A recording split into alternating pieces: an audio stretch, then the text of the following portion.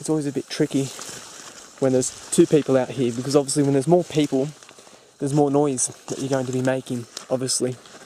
But what I'm trying to teach this villager is often out here they don't have much light. Things like torches, illumination, which obviously helps when you're going for nocturnal species. And what we're doing is we're just moving our way through the corn paddock. And they've had a couple of invasive animals here, particularly one which I'm after tonight, which I'm confident I'll get, is what they refer to as the cane rat. It's a native rat, and he infests this area, and he's after all sorts of their produce, from pumpkins to pineapples, sweet potatoes, carrots, you name it. Okay, shh, shh, shh.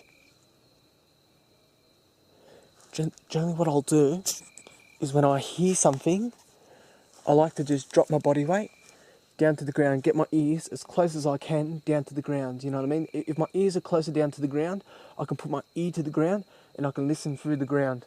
These animals, these rats, whether it be rats, mongooses, gannets, civets, any rodent or small mammal, generally what you'll do is at night time you've got to stay very, very quiet. And after I do this talking, you'll see exactly what sort of mode you've got to get into. It's sort of like an instinctive, natural hunting mode of night. It's where you stay quiet and you just become one with your surroundings and listen. You listen to the trees, you listen to the crickets, and you listen for all the abnormal noises.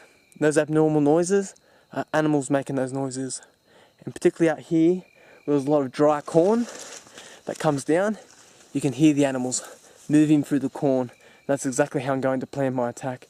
Move in silently, and then you go in for the grab. You keep the light always on their eyes. As long as you've got the light on a nocturnal animal's eyes, it gets stunned, it squints, it gets very confused. It's easy to plan an attack that way.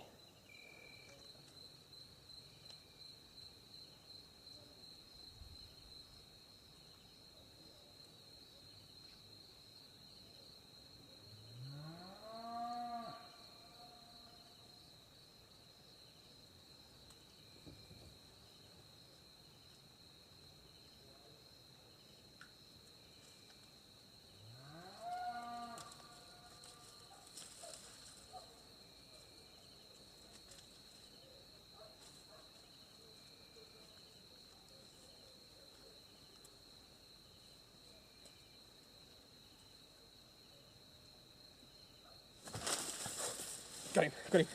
Woo! There you go.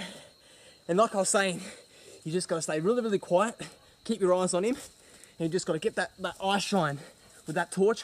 Keep it in his eyes, because as long as you've got that light in his eyes, he's just focusing all his attention on where that light's coming from, you know what I mean? That way you can get really close to these animals. These guys here, this here is what they refer to as the cane rat. And I'll tell you what, it's not that hard to catch if you know what you're doing. Generally what I like to do is, as you saw me before, I'll sit down and I'll just listen. And I'll listen and listen and listen. And I'll just tune into the surroundings. You can hear the crickets in the background. You can hear the owls hoot, hoot, hoot, hooting. You can hear the cows in the distance. And all I'm looking for and hearing for is a gnawing and this. Hear him gnawing away. Ready? Go, gnaw. And that gnawing, generally what he'll be doing out here is he'll be feeding on a variety of food types. Everything from sugarcane to pumpkin. Where you're being affected, your crops are being affected. Everything from pumpkins to sweet potato to pineapples. So you can see there's other methods to capture these animals which are less invasive than using traps. Use your ears and your sense of sight. If you've got a little bit of light to help you, it makes it a lot better than jumping around in the dark, because you don't know what you're going to jump on. You know, you could jump on a mongoose and bang, you've got to fight right on. But this guy here, I'll tell you what, you wouldn't want to get a bite from him either. These guys here, they're carriers. They can carry many different types of diseases, and a bite from one of these guys could turn into a pretty bad infection. But what these guys will do is at night time is they'll scurry along, and it's not just the fruits or the crops that they're after. They're also insects as well. So whether it be cockroaches, grasshoppers, crickets, they'll feel around their whiskers, very, very sensitive, and they'll search around in the dirt, scratch, dig it up, boom, bang, they'll swallow it down. Hey mate, you can just see his little claws It's absolutely perfectly designed for digging. But you have been a bit of a problem to these villagers, haven't you? Yes, you have. You get into the corn, don't you? Yeah, you sure do. Yeah, look at you. Alright, mate. Well, there's a couple of things we can do with you.